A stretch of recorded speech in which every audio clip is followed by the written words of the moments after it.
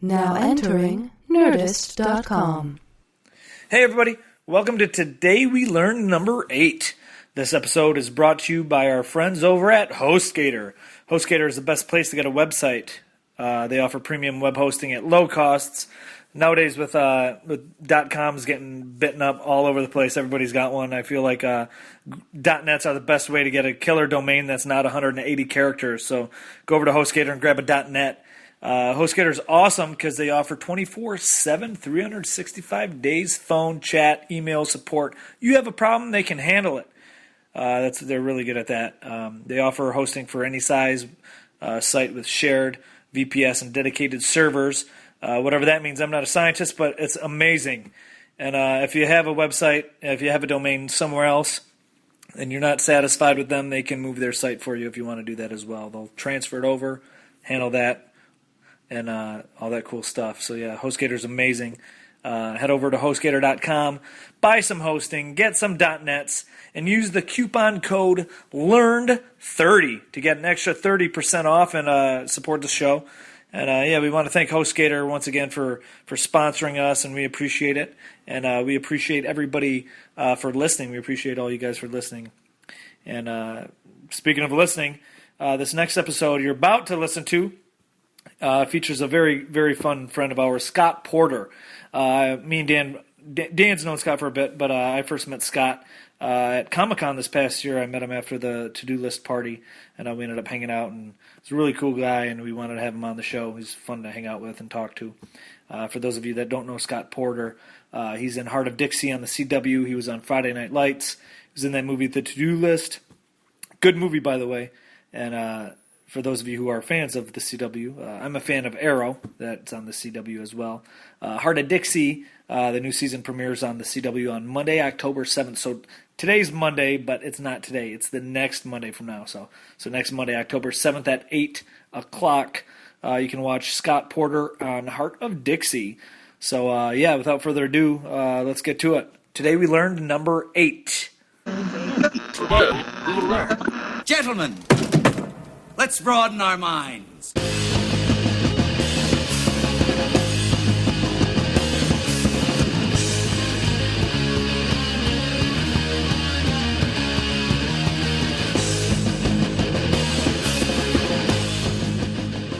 All right. Hello and welcome back to another episode of Today We Learned. We have a very special guest in the studio with us today. I'm your host, Dan. My name is Razzle. And today we are joined by Scott Porter. You may know him as Jason Street. You may know him as the hunky lifeguard in the to-do list. And if you watch Hart of Dixie, you can see him every week on the CW, correct? Yes, starting Monday, October the 7th. So followed by Beauty and the Beast. What a 1-2 punch that right? is. That's what is that? If anybody calls you Beast, I'll kill you. Is that their? That's a Batman quote. Okay. it's like that's a pretty like Bell's taking a pretty aggressive stance. You also do voiceover work, I believe, right? Did I see that? I do. Yes. I have started venturing into the world of voiceovers. It's funny though because I have a pretty strong agency for television and film. Yeah. But they don't have voiceover, so I've had to go and find myself a voiceover agent and everything. It's its own world. It's its own, you got to climb the ladder of that business just like you do any other one. Yeah, but I voiced Cyclops for Marvel. Okay. Awesome. In 3 different projects for, they had a anime on G4 that I voiced him for, and you can currently hear me as Cyclops in Marvel Heroes, the online. Sweet. Awesome. They're big, and that's the one where you get to play as like the iconic heroes, sort of like a. It's not like a Defense of the Ancients Dota style game, is it? I think it's No, it's actually it's a lot like DC Universe, except for instead of creating your own character and doing a city of heroes, city of villains type of thing, you get to play as Cyclops or as Iceman. Sweet. You have to you unlock characters through your adventures and loot basically are opening up other characters, other costumes of other characters, stuff like that. So you could have Iceman, or you could have his classic X-Factor, costume, or you could have his current day Chris Boxalo, like crazy, ice head thing that he's got going on. But it's really cool for me because Nolan North used to voice Cyclops in a couple of the older games, and he's moved on to Captain America, so it was kind of cool. There's scenes where Cyclops and Captain America are kind of standing against each other, trying to be the better leader. Who's the better leader? And I got to put my leader voice on and go toe to toe with Nolan North, which I never thought I would ever get to do. The guy really is cool. like voiceover god. So Yeah, he's been like every major video game release this past spring. yeah. He's insane. Him and Troy Baker, the two of those guys, like you can't throw a rock and hit a video game. One of the two of them is not in. Exactly. Yeah, we're. I wonder if any of them were on Grand Theft Auto 5. I'm sure they're in there Probably. somewhere. That like How about that there's game? so many that voices. game just like within 3 days reached like $1 billion. On its within 24 hours, it made $800 million, which is it was their most expensive game to date. I think it cost nearly $500 million to make, but I think they might make it back. Yeah. And then some. I was gonna refrain from playing it until I walked past my roommate's room and Kenny Loggins was on the soundtrack. So I'm like, all right, now I got to play this game and drive around this The island. siren song of Loggins. Many a sailor has lost their life to it. For me, I can't play those huge open world games anymore because they take so much time. Like, Oh, yeah. it's such a time suck. And I mean, they're amazing, but I didn't touch Skyrim. I Yeah. couldn't do it. yeah. I want to play all these other games. So you want to play The Last of Us, and you want to play through, the latest other games that have come out. And in order to do that, you can't be playing Skyrim and Grand Theft Auto Yeah. for a year. Especially with that, because it's not like you can just pick up and play for like 10 minutes. It's something that you're going to get sucked into. And I think I read in Grand Theft Auto 5, it takes 7 real-world minutes to drive from one end of the map to the other, which is upsetting. I don't have that time. Oh, boy. Teleport me there. Only got 6. There's a new game coming out for the next generation, and you can drive from one side of the country to the other, and it's an abridged drive, of course, but it still takes you 3 hours to do it real time. Oh, my God. If you want to do it. Isn't that like Penn and Teller's game or something? It's ridiculous. They're- Penn and Teller's Road Trip. Yeah, it's where like you're a truck driver and you just drive. Oh, my I'm going to get goodness. fact-checked already, but I think it's either The Crew. I think it's The Crew. I think it's a new Ubisoft Oh, game, yeah, or it's the new Need for Speed. It's one of the two of them. I think so. Probably And- one of those gigantic racing games. Yeah, it's There's like So yeah. awesome. Speaking of games, here's a fact for you real quick. Apparently, the NFL is considered a nonprofit organization, and because of this, it pays no income tax on its corporate headquarters. Now, all of the teams are all individually owned, so they need to pay taxes, but the NFL association itself gets to make billions of dollars and just diffuse that by paying their employees, and they don't need to pay any taxes. right, because they're broken down into 32 owners, right? Yeah. Exactly, So yeah. the people that work in the office are just taking a wage from the owners. Yeah. We're just temps. Yeah, or like when the NFL, when like Fox or whatever licensed the NFL, or when video games license their logo or whatever, they're paying the NFL money, but they just need, nonprofit organizations just need to, at the end of the day, have zero profit. So however much they make, they just need to pay that to their employees. Well, that frees them up to pressure ESPN into stopping co-funding documentaries about head injuries in the NFL. That is insane. Yeah. I just can't. I mean, they're as nonprofit as the University of Texas is. Yeah. It's just $142 million that school makes. None of the players get paid Get because paid. it's Yeah. and then they part of the claim that they're experience. nonprofit. Yeah. It's not for such profit. It's like an Racket. internship. You do it for college credit. Yeah, exactly. Now, real quick, Scott, just in case some of our listeners don't know who you are, or some of your fans are listening, we always start off asking the guests to give a fact about themselves that either most people don't know, or everybody doesn't know, or maybe you don't even know about yourself. We're here to help you. This is a Scott. journey of self-discovery. Self-discovery here. I used to perform at theme parks. A lot of theme parks. Wow. I don't know if everyone out there knows that. I performed in 27 different theme park shows in the city of Orlando, Florida. Oh, my goodness. Okay. From the time that I was 19 to 23, and then went overseas to Tokyo and performed at Tokyo You were at Tokyo Disneyland Disney? Oh, my for God. a year. Oh, that's amazing. And I followed in the footsteps of some pretty famous people. J.C. Chazé and Joey Fatone from NSYNC were in the Ooh. Monster Show that I performed in, as well as Wayne Brady. I was on stage with Oh, Wayne my Brady. goodness. At Sax Club over there in Orlando. He's Yeah. from that. Yeah, the Adventure Club. Yeah. And then Tay Diggs. I replaced Tay Diggs in the Tokyo Disneyland Mickey's Adventureland Mardi Gras. I've always thought of you as the other Tay Diggs. Him and I, whenever we see each other, we're like, Yeah. "Oh, hey, oh my gosh, Yeah. dude! This is uncanny how much we resemble each other." It's like Spy vs. Spy.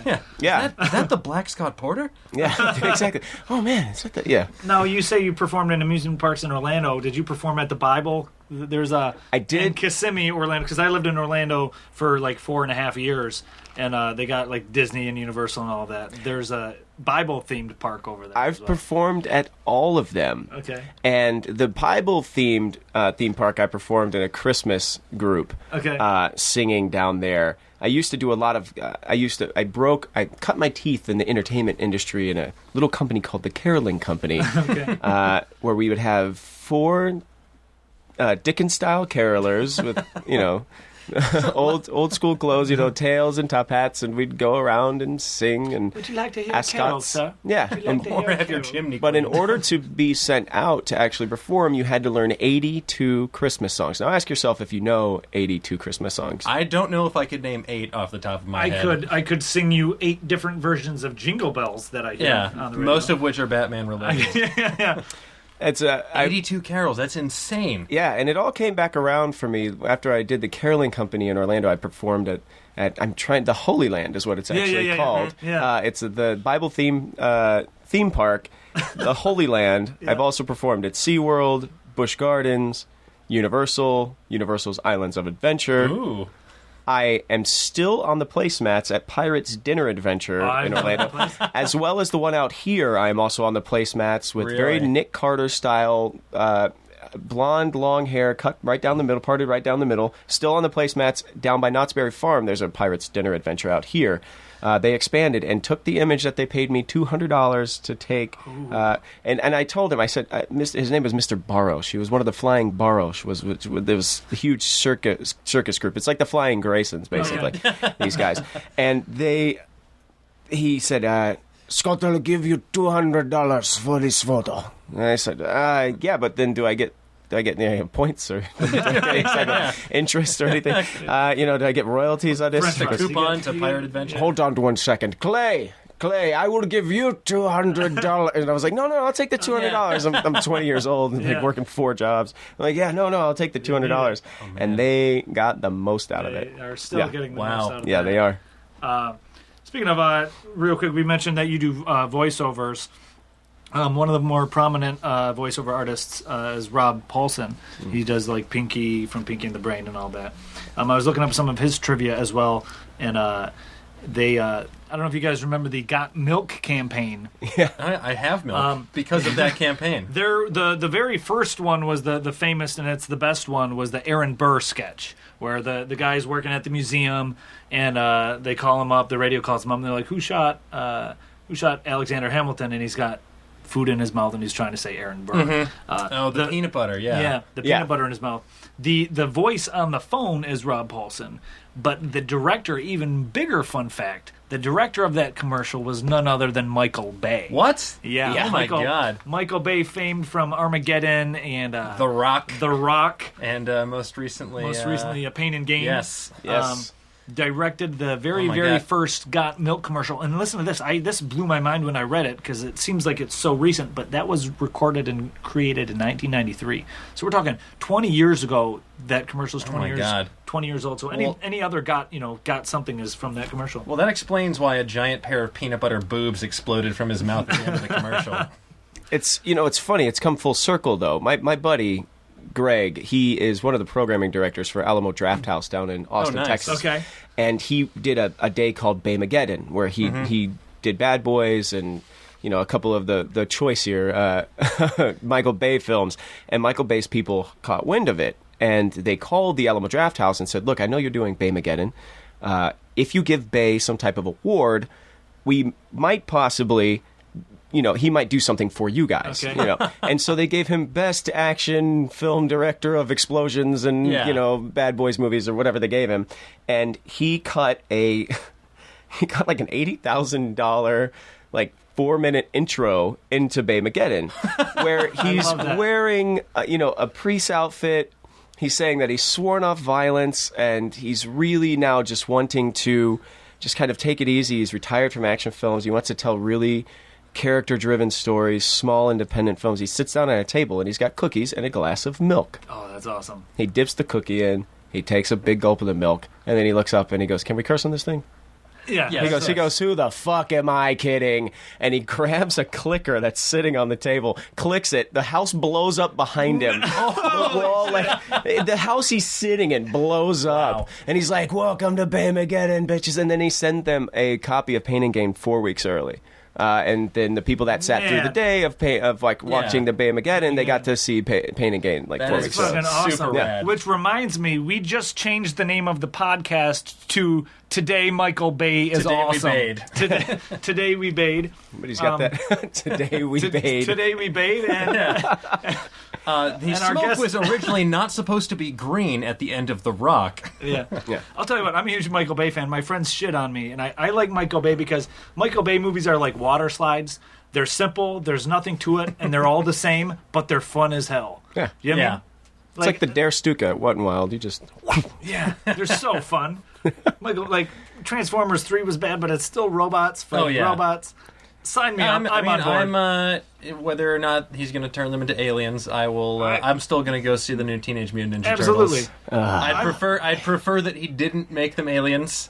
If it wasn't for April O'Neil, I probably wouldn't find redheads attractive, and I'm in love with the redheads, and I attribute that to April O'Neil. And she looks so voluptuous, even in a yellow jumpsuit. Yeah, like that is a standard issue reporting gear. Yeah, that's awesome. Michael Bay, if you're listening, Michael Bay. He still loves his milk. If only there was a podcast that shouted out my name. We've got awards for you too if you want to come on and hang out with us. We need a Michael Bay award. That's awesome. Speaking of, like, Michael Bay has fire and explosions and all of that. Mm-hmm. There's a phenomenon I was trying to find like cool phenomenon that people can research as well and partake in the show. And there's a phenomena that is commonly known as the fire rainbow. Oh my God. And it has nothing to do with rainbows. It's a misleading term, and it has nothing to do with fire. But it's essentially, as science calls it, is a circumhorizontal arc. And it's an optical phenomenon. And it's basically what it is it's a rainbow in the sky. But it's not, most of them generally aren't arched. Some of them are arched. But it's when when the sunlight refracts off of ice crystals in the Cirrus clouds. The cirrus clouds. Cirrus clouds. It refracts, and it looks like it looks like fire in the sky, but it's of the rainbow reds, yellows, and blues. So kind of like an ice halo. Yeah, it's but made of rainbows. Yeah, exactly. And it's I'm looking up some of these pictures here online, and you just Google fire rainbow, and they're beautiful. They're the coolest. I mean, I've seen pretty cool things, and they got to be up there. Is there no end to them though? No, there's no. They either are in like a giant circle, like with the horizontal light, or it just looks like a paintbrush painted some fire in the sky, and it's just like red, yellows, and blues in the sky.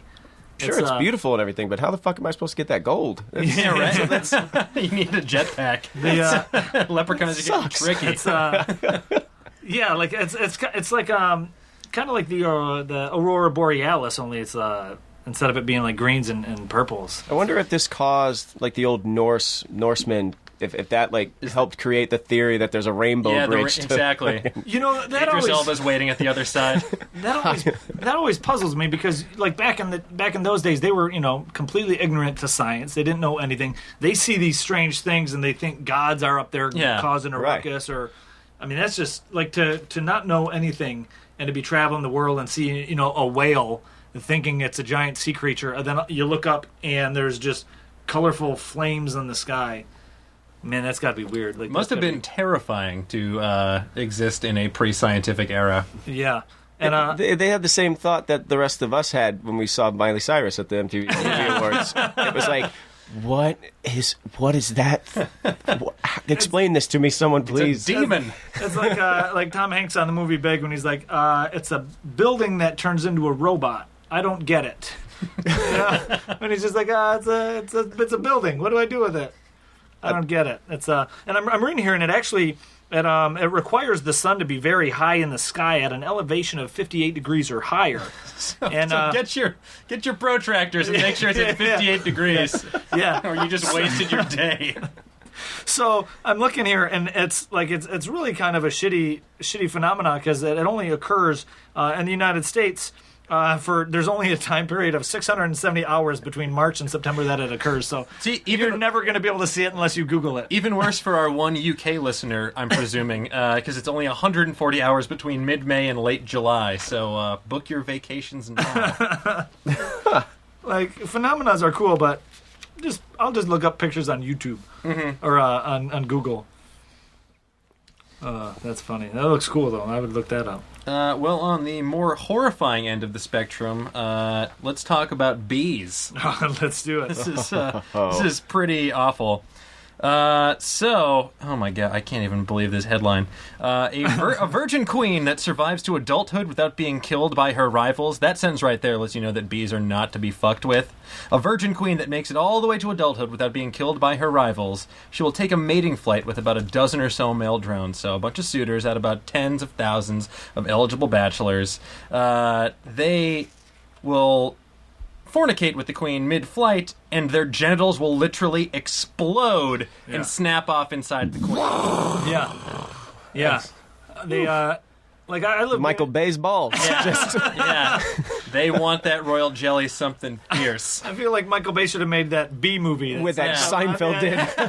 And just, the one thing it was missing, genitals snapping off inside a queen. It's all about dude bees banging deal with girl that? bees and exploding. They here's something too, is like when you think of bees, there's 3 different types of bees.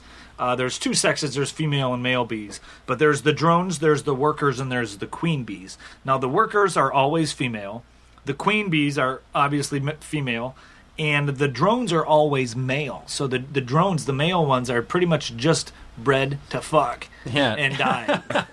Like we're gonna use your sperm. It's like the Snoo episode of Futurama, where they bang the dudes to death. But then it plugs up and then like no other dude. So it's like I'm going where no dude has gone before, and then like remember me. It'd be like it's like if like at least your dick will live on as a bee pussy plug. So yeah, it's like if you're fucking a chick and your dick falls off in her vagina, some other dude can come up from behind and bang her from behind. But if his dick falls off, then she's done. And then the bees they have 12 to 20 beeginas essentially, and they get impregnated like essentially during the maiden flight. Then the queen bees, once they've killed 20 dudes and she's got 20 dicks inside her, she just flies around and breeds, and like she'll store a bunch of sperm up inside of her, and then she'll lay eggs, and some eggs she pollinates, and if she like fertilizes with the sperm, the egg that grows into a female, then if she just puts an egg down, it's a dude. All right, hold on a second. Is there a competition that humans have that we want to win less than like? I mean, these bees have to be like, oh god, fuck, I won. Oh no, oh, damn it! It's like what the hell? Like, is there a human competition? I feel like, there's got to be some fear factor. I guess the closest I can think. There's got to be some drones that are like during the mating season that they're just so horny, but they see this queen and like, do they find the queens attractive, or are there some male bees who are like, let me stop you right there. Have you seen a queen bee? That thorax. Can we for next week's podcast see if drones can masturbate? Yeah. Because I'd be like, I'd be over, if I was a drone, I'd be over in the corner like, no, I'm good. Yeah. I'm good. If you're just going to eat honey and J.O. over in this... If anybody's breaking this dick off, it's going to be me. I don't know. Or you just, if you're a dude drone jerking it, just like get yourself to half mast and then stop. Because you don't want your dick to fall off. Yeah. I wouldn't want that. If your dick explodes in your hand, then you don't have your hand. Oh, we have to move on. You know what I mean? I know. Sorry. Next week on Today We Be Dicked. I'll tell you, talk about bugs. I do have an interesting fact that I brought of my own. Absolutely. I'm from Nebraska originally. Okay. Huge Cornhuskers fan. Everybody's known Nebraska as the Cornhuskers since the turn of the last century. The Arbor Day state, I believe, right? Before that, yes. And before that, their team mascot was the Bug Eaters. Yes, they literally had Bug Eaters written on their jerseys.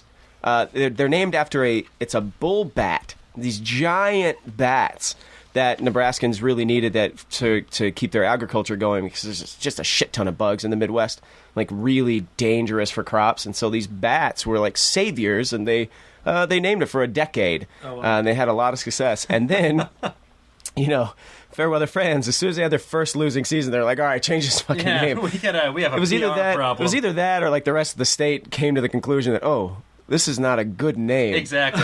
We've got the Nittany Lions coming in here, and we're the fucking Bug Eaters.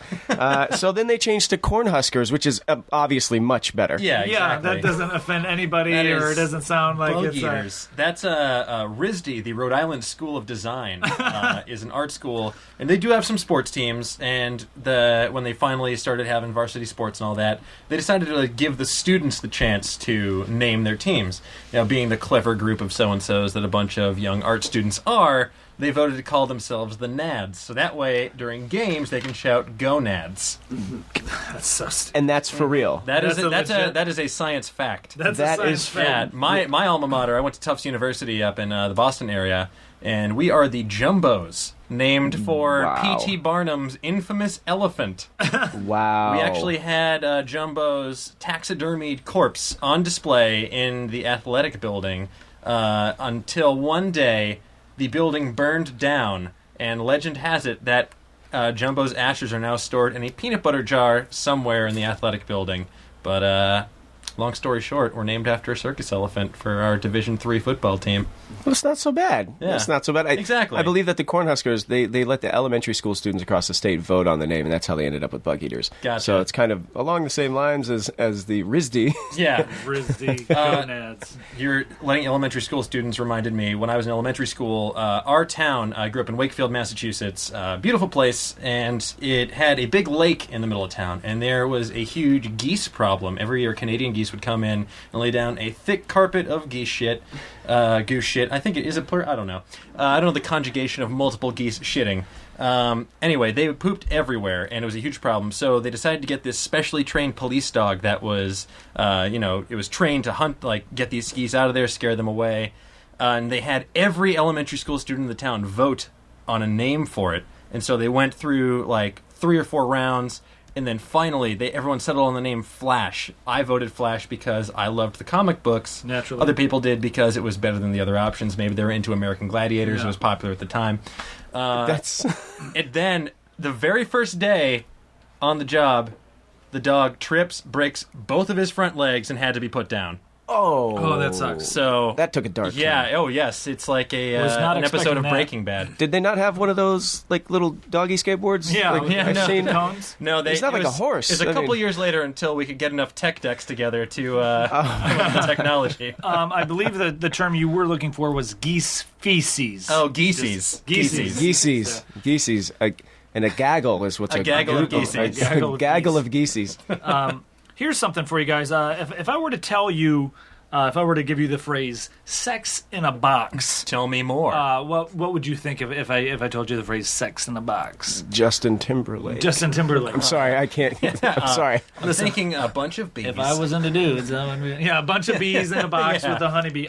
Sex in a Box was actually the back in the day. Everybody's familiar with the game Twister. Aha. The Twister wasn't doing so well when it was first invented. It wasn't doing as well as they were anticipating. A lot of competitors of Milton Bradley and all them were referring to it as sex in a box, preventing Sears and all them to sell it.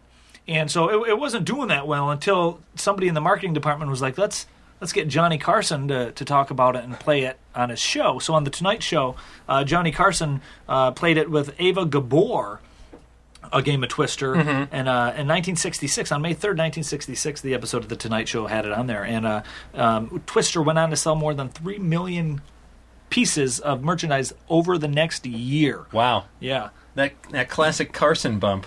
Carson from Nebraska. Oh, Is it? very Okay. nice. Yeah. Yeah. Fun fact. That's awesome. Why is that not an episode of Mad Men? I'm writing a spec script tonight, Yeah. actually. Well, you There's- actually there's have still longer time. now. I just read that they're splitting up.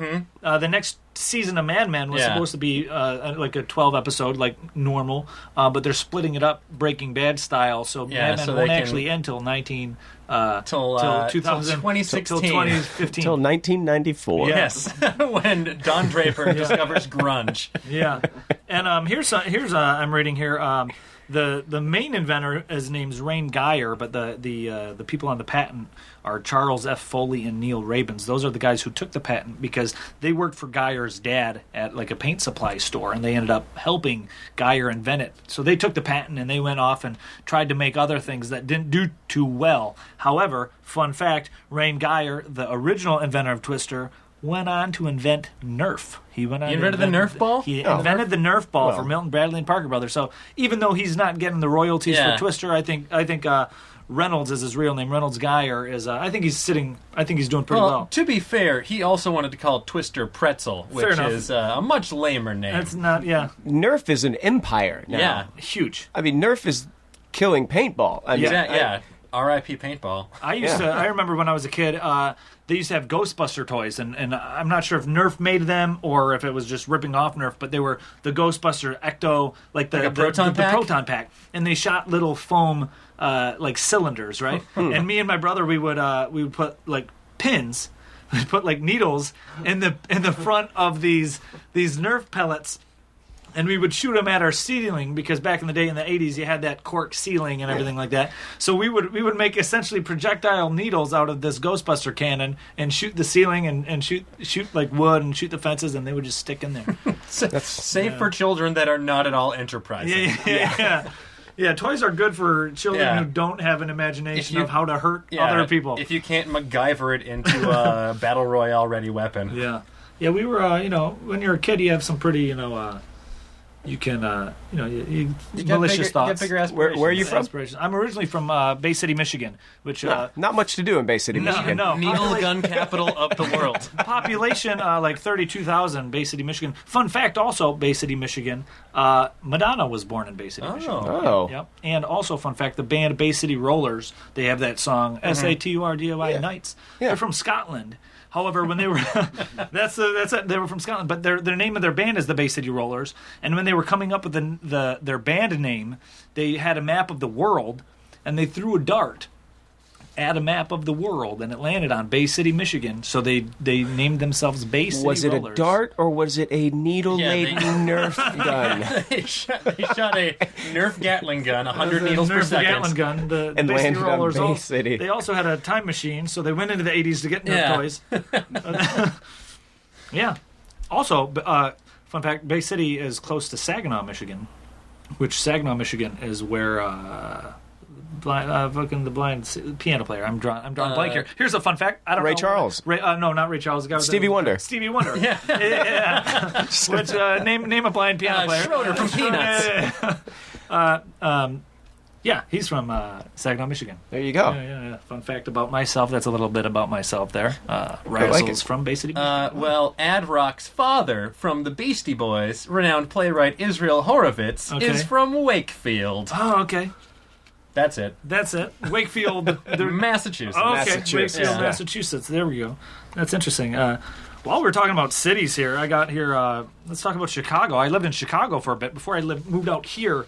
I mentioned I'm from Bay City. Real quick, I'll bring you guys up to speed how I'm getting to Chicago there. Mm-hmm. From Bay City, moved to Orlando, Florida for a bit. As I mentioned, I lived there. I went to school down there. University of Central Florida? Full Sail. I went to Full Sail. Yeah. Oh, yes. Down the street. However, I partied and I had a lot of fun at UCF over there. Just down the street from there. Full Sail is a giant It's a Goliath corporation now. Yeah.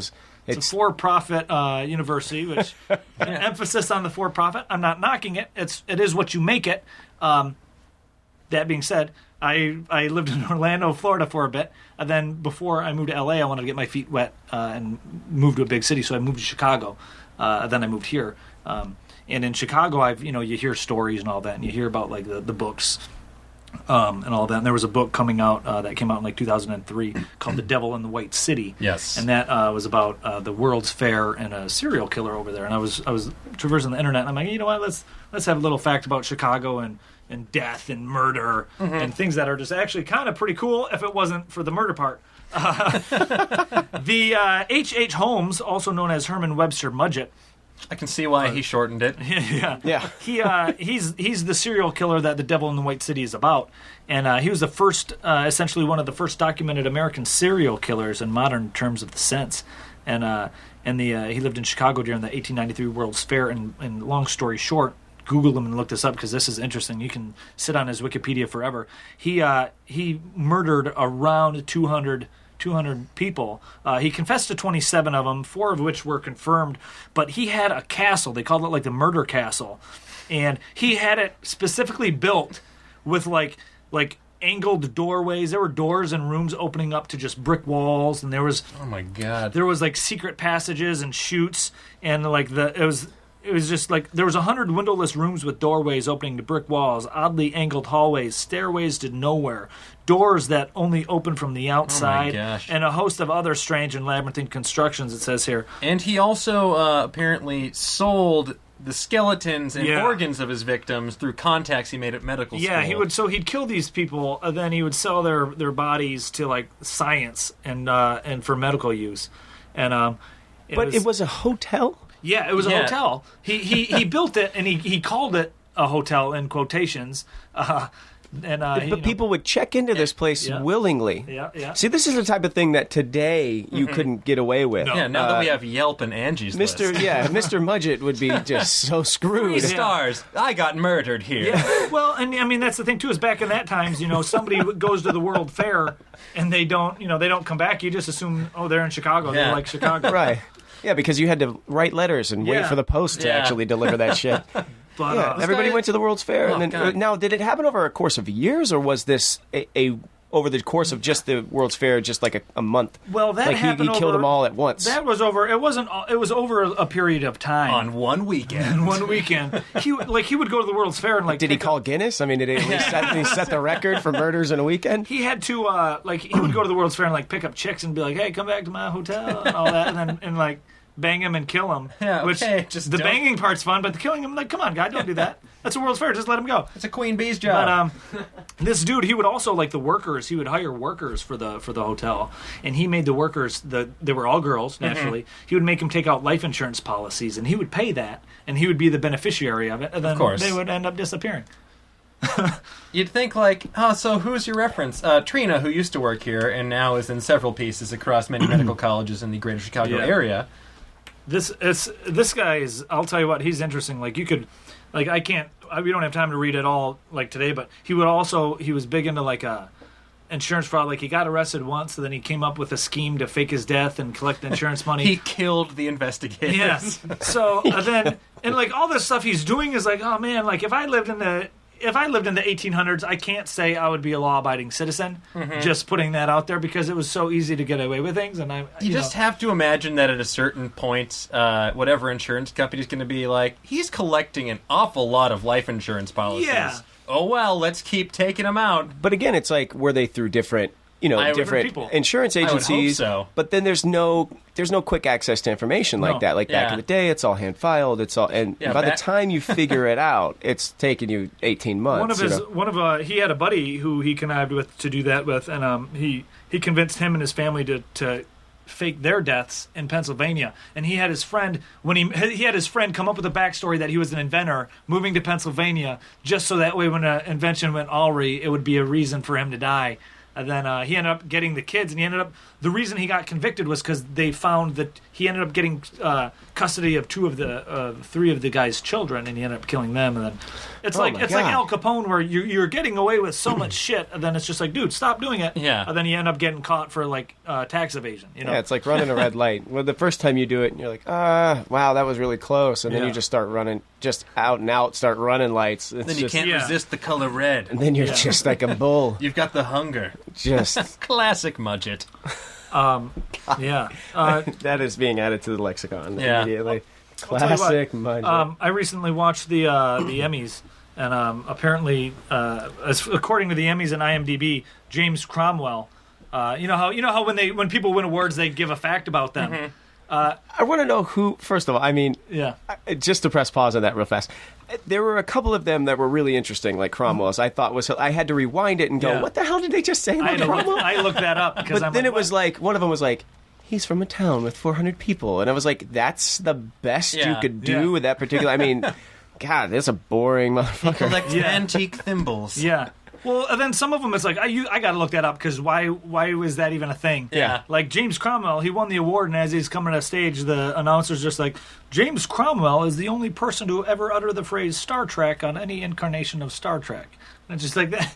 I know, I had How to is that a figure it thing? out. Did they say how he did it? Because I like to think that he just like popped up in like when he just gets beamed aboard and just goes Star Trek. It was actually in one of the movies I think it was one of the Next Generation movies, and he's like, "What are you guys on? Like a Star Trek?" Like it was followed by a question mark. Into darkness. That must have been the one where they were in San Francisco and the whales and all that stuff. That sounds about right. Oh, that was so funny. Double piss off on you. You know, I've been trying to. I play fantasy football, and I have a good friend, Matthew Berry, who does the fantasy football podcast for ESPN. He's their fantasy supreme leader. Like, this guy made fantasy sports into a career. But he has this phrase, so, whoa, crazy, crazy. You know, that's like, there's things that are crazy, and then there's things that are, whoa, crazy, crazy. I like it. And I was admitted into the Man's League, which only 16 people get into every year, and they have like over like 1 million listeners. And I got in, but on the terms that on Hart of Dixie, I had to say "whoa, crazy, crazy" and get it on air. Oh, I love it.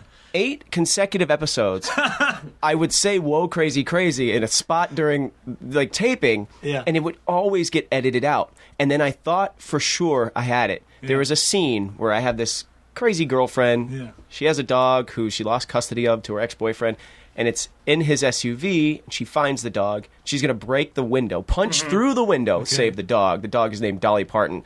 And I was like, this is the time. Yeah. This is the time. This is perfect.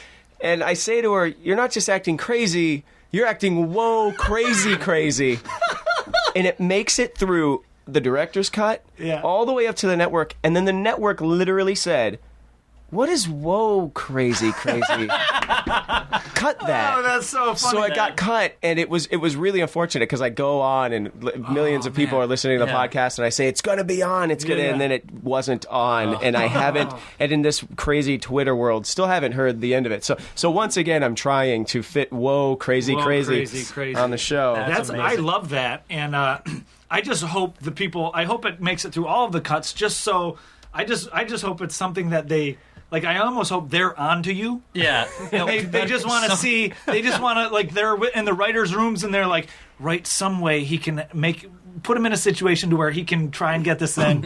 He'll feel confident, but we'll cut it. There's someone at the network who's in that league, too, and he doesn't want your waivers to get approved. Oh, my God. He's the 17th person who didn't make it into the Man's League. I'll show him. You see? Heart of Dixie, it's been an interesting ride. Heart of Dixie is cool because we shoot on the Warner Brothers lot, which used to be the Burbank studios, and it was Columbia and Warner Brothers. They were both located there, as much as also like a bunch of smaller studios. My grandfather actually worked on the lot. He passed away when he was 50. I was only 5 years old, so I'm getting to know him posthumously because he worked on Dukes of Hazzard. Oh, yes. And the town square that Dukes of Hazzard used is the same town square that we now, on Heart of Dixie, use. That's awesome. That's with the little white gazebo in the center of it. And the church steeple and the whole thing. And I mean, of course, like hundreds of shows have used that. Most recently, Gilmore Girls, it was Stars Hollow. Now it's Bluebell for Heart of Dixie. Other little known fact about Heart of Dixie, we have a bar. It's called the Rammer Jammer, also known as Merlotte's from True Blood. We use the exact same building. We use the exact same bar layout. Cool. And it's a lot of fun. But the greatest thing about it is we shoot on the stage where the bat nipples were unveiled to the world.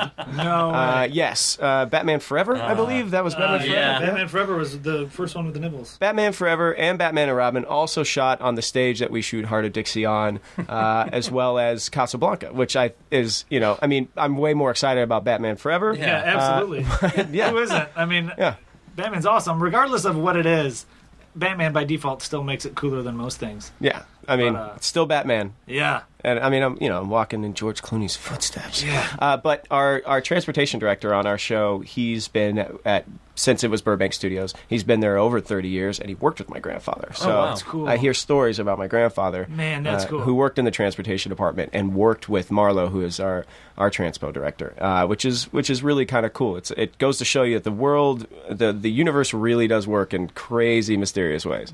So you're doing what you love, living your dream, and learning about your grandfather, who also did that. Yes, exactly. Man. And Batman's nipples are your spirit animal. Yeah, Batman's nipples are just I really feel like the ghost of Batman's. I feel their presence. I really feel like they just haunt the stage, though. Yeah. Every now and then you think you see like two eyes staring at you, and then you realize they're Batman nipples. That's interesting because I have a challenge for you. And on the next episode of Hart of Dixie, I want you to somehow include in the episode, I want you to say the phrase, Batman's nipples. Or wear the suit. Wear the suit. So either next time a girl's going, whoa, crazy, crazy, just be like, this is like Batman's nipples, whoa, crazy, crazy. And if that doesn't make it in, I'm going to research all the writers on IMDb. Yeah. I'm going to follow them on Twitter. And I'm going to tweet them every day saying, put this in the script. Yeah. Batman's nipples have to be... Batman's nipples. This is about as whoa, crazy, crazy as Batman's nipples. This is, yeah. Or is there a Halloween episode? Dress up as Batman with the nipples. We already did I had an Instagram of me, and we had to do a masquerade ball. Uh-huh. Okay. And I had a very Batman-like mask, and then poor Wilson Bethel, who plays Wade on my show, had this really odd-looking red. It looked like almost like a bra, like a brassiere with like eye holes cut out of it over his eyes. And it was Batman and Robin. So I took a photo of us. It's up online right now. That's you can awesome. see. You're right. I should have used Batman's nipples in that episode. Okay. I was like, all that's missing on this masquerade mask is Batman's nipples. A pair of sweet polycarbon nips. I'm just gonna start. I'm gonna start.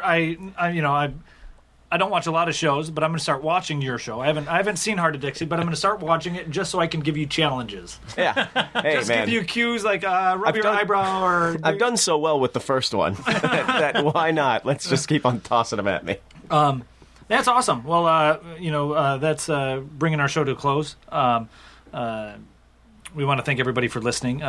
If you have any fun facts to share, you can tweet us at TWL Podcast on Twitter, TWL Podcast at gmail.com. Mm-hmm. Follow me on Twitter. My name is Razzle, other than the number 2. And I am at OsteoFerocious. And Scott, where can they find you tell on us, the World Wide Web? I am at Scott Porter. Okay. Just very simple. I stole it from some dude, which you can do on Take Twitter that, if you Scott. need to get verified. Yeah. I like that. No, there's this guy, Scott Porter, and he does all these YouTube music videos, and everybody will, like, I used to sing, and I was a beatboxer, and so people look for clips of me, and they keep on thinking that this other guy is me, so I'm just trying to eradicate him completely. That's like one of my good friends. His name is Patrick Wilson, and he looks nothing like the actor Patrick Wilson. And he has, every time a new movie comes out, there's this one fan who will tweet at my friend Patrick and say, I love your movies, you should wear more leather on screen. That's amazing. As well as say, oh, whoa, crazy, crazy. Yeah, exactly. I had one last thing, if I can. Absolutely. I went to Germany to do Speed Racer. Oh, that's right. Hung out with John Goodman and Matthew Fox and Emil Hirsch. We had a great time. And we would go to these German, like, college bars.